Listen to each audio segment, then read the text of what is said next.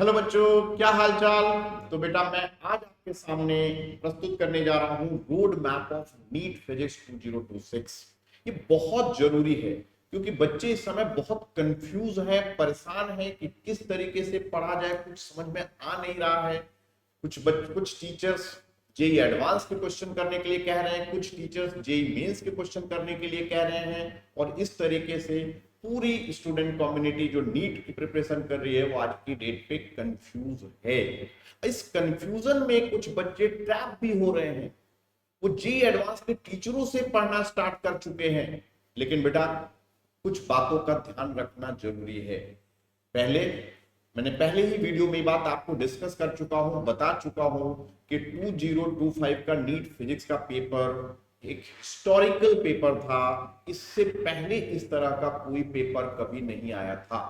इस लेवल का पेपर हमारे हिस्ट्री में 20 साल तो मुझे हो गए पढ़ाते हुए, बट आज तक नहीं आया था। तो क्या हम इसको ट्रेंड माने? क्या हम इस लेवल तक तैयारी कर सकते हैं?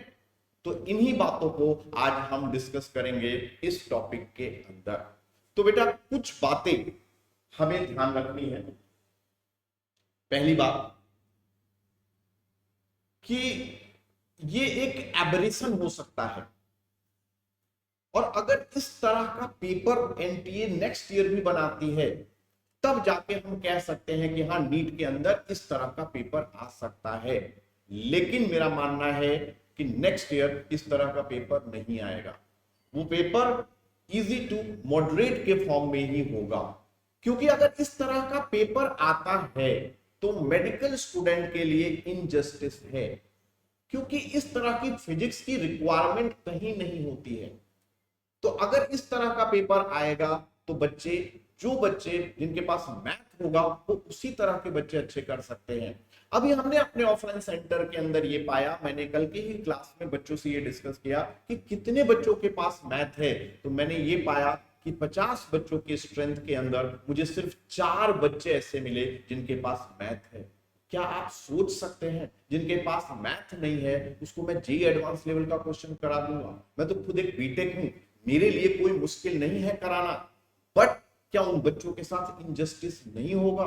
जो 90% बच्चे जो नीट की तैयारी कर रहे हैं, जो मैथ के सताए हुए बच्चे हैं, उन्होंने नीट किया ही इसीलिए है, बायोलॉजी ऑप्ट ही इसलिए क्या है क्योंकि वो मैथ से परेशान थे। तो बेटा आज मैं आपको कोई भी चीज मिसलीड नहीं करूंगा, और अपने 20 साल का एक्सपीरियंस, मैं लास्ट 20 ईयर से टीचिंग फील्ड के अंदर हूं, नीट के बच्चों को फिजिक्स पढ़ा रहा हूं। कभी भी मैंने कोई दूसरी चीज जेई मेंस या एडवांस इस तरह की चीजें नहीं पढ़ाई, और वो भी इंडिया के टॉप मोस्ट रेपुटेटेड इंस्टीट्यूट आकाश इंस्टीट्यूट के अंदर। जब आकाश इंस्टीट्यूट का नाम आता है तो 2 ब्रांच आपके दिमाग में आते होंगे। वो ब्रांच है साउथेक्स एंड जनकपुरी। तो मेरा आधा कार्यकाल, लगभग 20 साल की जर्नी में मैंने आधा समय, 15-16 साल मैं कह सकता हूं कि मैंने आकाश को दिए, जिसमें आधा समय मैंने साउथेक्स में पढ़ाया, और उसके नेक्स्ट कैरियर के हाफ में मैंने जनकपुरी ब्रांच में पढ़ाया, तो फिर अन अकेडमी और फिर कुछ अदर वेंचर, मतलब लास्ट अन अकेडमी ही आप कह सकते हैं। उसके बाद मेरे अपने वेंचर, उनमें मैं लगा रहा। तो बेटा मैं अपने एक्सपीरियंस के बेस पे कह सकता हूं कि अगर इस तरह का पेपर आएगा तो मैं लाख तैयारी करवा लूं, ज्यादातर बच्चों को इसका बेनिफिट नहीं होगा। आपको बैक टू बेसिक चलना पड़ेगा, कॉन्सेप्चुअल बनना पड़ेगा। इस पेपर में भी कॉन्सेप्ट जिसका क्लियर था उन बच्चों ने किया। हाँ, आप प्रिपेयर नहीं थे, मेंटली प्रिपेयर इस तरह के क्वेश्चंस के लिए नहीं थे। तो मेरी आप सबसे रिक्वेस्ट है कि इस पेपर को स्टैंडर्ड ना माने कि भाई इसी तरीके के पेपर आएंगे। अगर इस तरीके का पेपर आएगा भी तब आपको 45 में से 45 क्वेश्चन करने का टारगेट नहीं रखना है। तब आपको क्या टारगेट रखना है? 25 से 30 क्वेश्चन करने का। और अगर आप 25 से 30 क्वेश्चन का टारगेट लेके चलोगे तब आप इजीली इस पेपर को कर सकते हो। इस बात को आप समझिए। ये मेडिकल स्टूडेंट जेई स्टूडेंट नहीं हो सकते, और जेई स्टूडेंट मेडिकल स्टूडेंट नहीं हो सकते। अगर मैं आपकी तैयारी करा भी दूं, कोई टीचर आपकी तैयारी करा भी दे, तो क्या आपसे संभव है कि एक क्वेश्चन को 1 मिनट में कर पाए? नीट के अंदर फिजिक्स का एक क्वेश्चन 1 मिनट के अंदर करना होता है। ये तो आप जानते हैं। इस रूल क्या फिजिक्स टाइम तो बढ़ाने वाला नहीं है एनटीए, टाइम तो 3 घंटा ही होगा। आपका बायो भी टाइम लेती है, केमिस्ट्री भी टाइम लेती है, तो क्या फिजिक्स को आप 2 घंटे दोगे? लेकिन 1 घंटे में जिसको आता होगा भी वो भी ये पेपर नहीं कर पाएगा।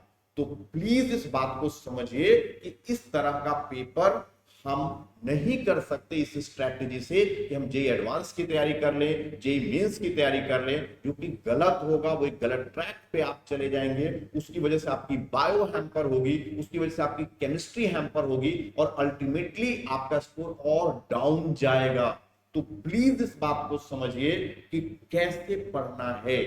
तो बेटा मैं कहूंगा कि ये पेपर एक एबरेशन था, इसको फिलहाल भूल जाइए। हाँ, ये आपके रास्ते में एक रोड़ा था, जो आया उससे सबक सीखना है और आगे बढ़ना है। ठीक है, तो सबसे पहला मेरे सभी बच्चों से रिक्वेस्ट है कि इस पेपर के बारे में ज्यादा ना सोचे, वो अपनी जैसी तैयारी कर रहे थे वैसे ही करें। मैक्सिमम बच्चों की फिजिक्स नॉर्मल पेपर में भी टफ आती, उनको टफ लगती थी। तो ये आप समझ सकते हैं कि 90% स्टूडेंट जिनकी फिजिक्स वीक है उसके लिए ये पेपर किस लेवल का होगा और क्या हम उस लेवल तक उसको पहुंचा सकते हैं। तो एज अ टीचर मेरी रिस्पॉन्सिबिलिटी है कि जो बच्चा कमजोर है, जो बच्चा एवरेज है, जो बच्चा एक्सेलेंट है, सब में इंप्रूवमेंट आए। ये नहीं कि जो एक्सेलेंट है वो अच्छा करे। तो एवरेज बच्चे की भी परफॉर्मेंस इंप्रूव होनी चाहिए, वो भी सिलेक्शन के रास्ते पे आना चाहिए। इसलिए इस मिसलीडिंग फैक्ट से आप दूर रहिए। जो लोग आपको कह रहे हैं कि जेई एडवांस करना चाहिए, जेई मेंस करना चाहिए, बिल्कुल नहीं करना चाहिए। आप कर भी नहीं सकते। कुछ परसेंटेज ऑफ बच्चों को छोड़ दिया जाए जो टॉप 100 टॉप 200 में होंगे, इनके अलावा आप उसी तरीके से पढ़ाई कीजिए जिस तरीके से आप करते आ रहे हैं। कोई भी चेंजेस लाने की खास जरूरत नहीं है। हाँ, जब आपकी तैयारी ठीक लेवल पे हो जाए तो अपने लेवल को अपलिफ्ट करिए, थोड़े लंबे क्वेश्चंस लगाइए। ठीक है, तो बेटा ये बात आपको समझ में आ गई होगी कि मैं कहना क्या चाहता हूं। अब सवाल ये उठता है कि करना क्या है।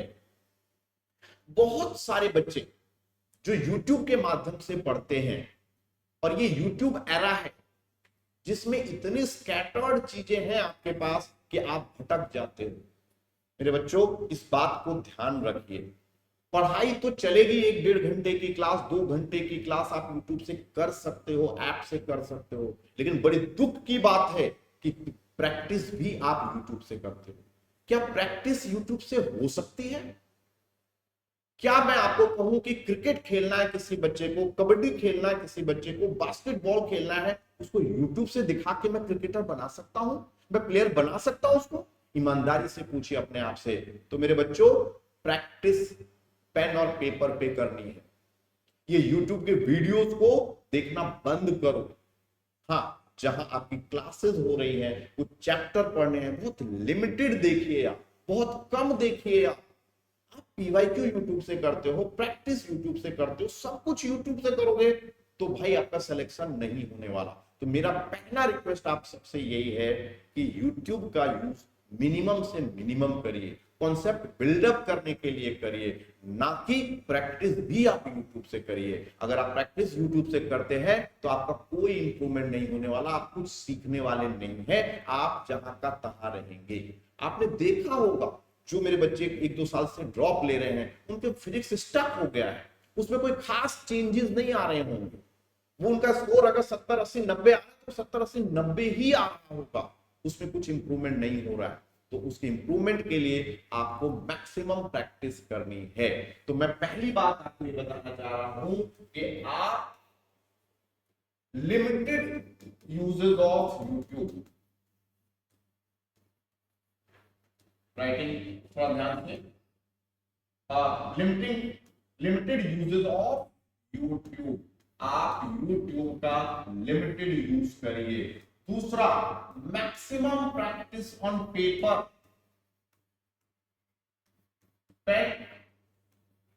पेपर प्रैक्टिस, आप पेन पेपर पे मैक्सिमम प्रैक्टिस करिए। तीसरा, आप कुछ चैप्टरों से मत उलझिए, मैंने पहले बताया था। आप काइनेमेटिक्स से नहीं उलझेंगे, उधर इलेक्ट्रोस्टैट से नहीं उलझेंगे, फ्लूइड में बहुत ज्यादा उलझने की जरूरी नहीं है। ऐसे 4-5 चैप्टर हैं जिनमें उलझना नहीं है। छोटे छोटे चैप्टर्स को वर्कआउट करिए, जैसे ग्रेविटेशन को वर्कआउट करिए, मैकेनिकल प्रॉपर्टी ऑफ सॉलिड करिए, थर्मल करिए, केटीजी करिए, ऑसिलेशन करिए, वेव करिए। इनमें क्वेश्चन बहुत घुमा फिरा के नहीं आता है।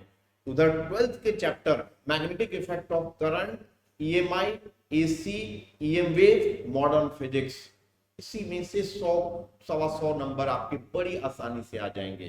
तो मैं इस बात को आपको कह रहा हूं कि आपको पेन पेपर पे प्रैक्टिस मैक्सिमम करनी है।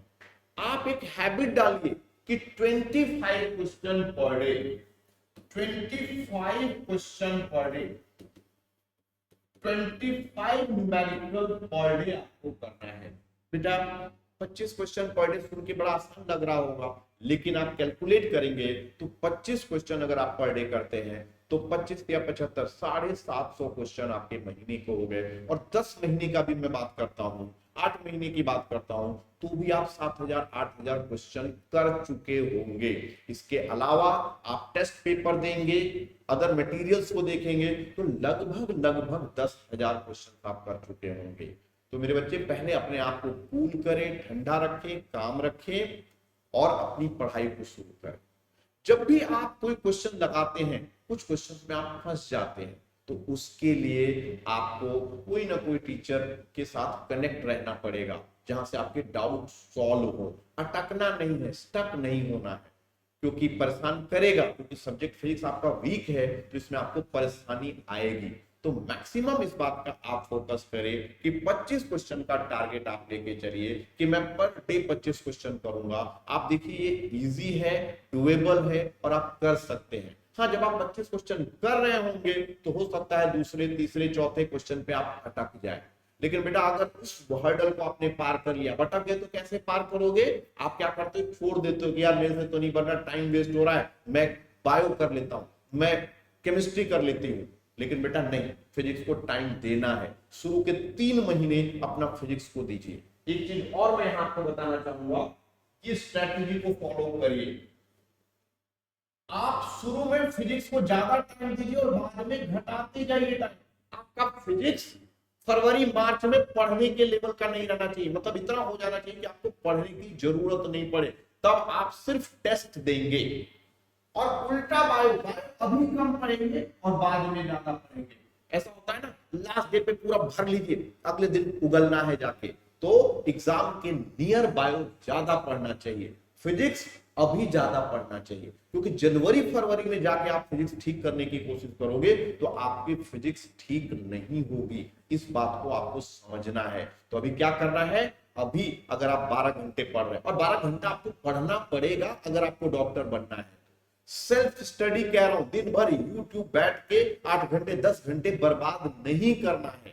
आप कहीं अगर यूट्यूब लेक्चर ले रहे हैं, ऑनलाइन कहीं से पढ़ रहे हैं तो ठीक है, क्लास तो चलेगा, लेकिन बाकी चीजें पेन पेपर पे होना चाहिए। क्लास को भी नोट डाउन करना है।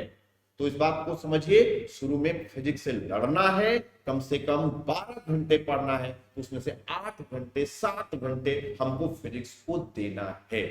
तभी जाके आपकी फिजिक्स ठीक होगी, तब जाके 1-2 महीने में फिजिक्स का डर खत्म होगा, न्यूमेरिकल करना स्टार्ट होगा, तो आपको फिर मजा आने लगेगा। आप किसी भी एक्सरसाइज को देखेंगे ना, पहले 10 क्वेश्चन में आपको हर्डल आएंगे, लेकिन उसके बाद रिपीटिशन स्टार्ट हो जाता है, कॉन्सेप्ट बन चुका होता है, तो आगे को क्वेश्चन करने में उतनी समस्या नहीं आती है। तो इस बात को समझिए, अर्ली स्टार्ट कर दीजिए। अभी 3 महीने फिजिक्स को मैक्सिमम टाइम दीजिए, फिजिक्स को ठीक करिए। उसके बाद कोर्स अपना खत्म करने की कोशिश करिए कि कम से कम दिसंबर एंड तक, 15 जनवरी तक आपका कोर्स खत्म हो जाए। एक बात और मैं यहां बताना चाहूंगा, 90% बच्चों का फिजिक्स खराब ये होता है कि वो बैकलॉग के कुछ चक्र में फंस जाते हैं। होता क्या है कि आपको पढ़ाया जा रहा होता है एनएलएम और आप पढ़ते हैं, आपके टेस्ट में आ रहा होता है काइनेमेटिक, तो बच्चा एनएलएम को नहीं ध्यान देता है, काइनेमेटिक को ध्यान देता है, वहां एनएलएम का बैकलॉग स्टार्ट हो जाता है। तो बैकलॉग से बचना है।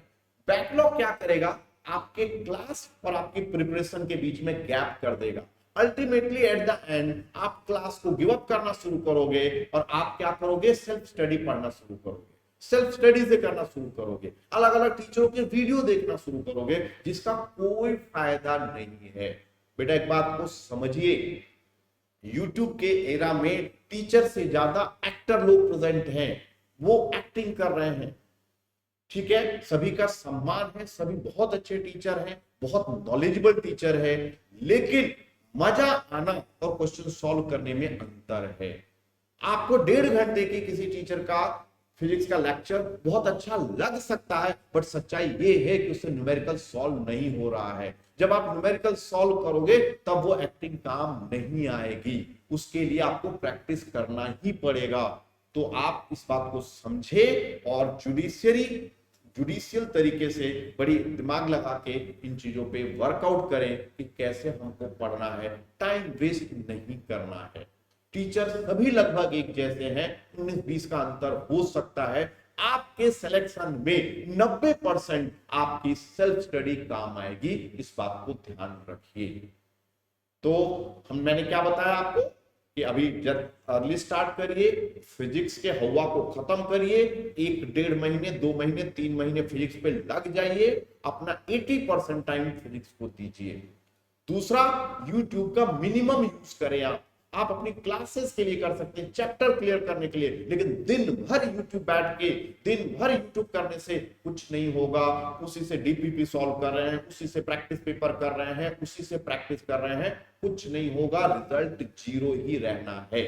क्लास चलेगा बट उसके अलावा और कुछ नहीं होना चाहिए। ठीक है मेरे बच्चों, तो ये रहा आज का रोड मैप जो मैंने आपको दिया।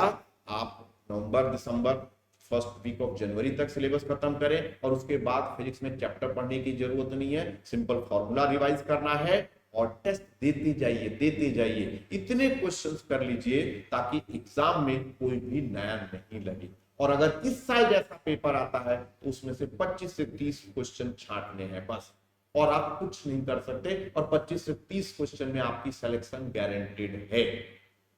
तो ठीक है मेरे बच्चों, आज इस लेक्चर में मैंने आपको जो बताया अच्छा लगे तो कमेंट में लाइक करें और मेरा उत्साह वर्धन करें, क्योंकि मैं एक प्योर ऑफलाइन का टीचर हूं, ऑनलाइन मैं कभी कंफर्टेबल नहीं रहा, लेकिन धीरे धीरे मैं भी अब प्रैक्टिस कर रहा हूं और अब मैं आपके सामने हूं और कोशिश करूंगा कि एक न्यूट्रल, एक जेन्युइन राय मैं आपको देता रहा। Thank you, bye bye.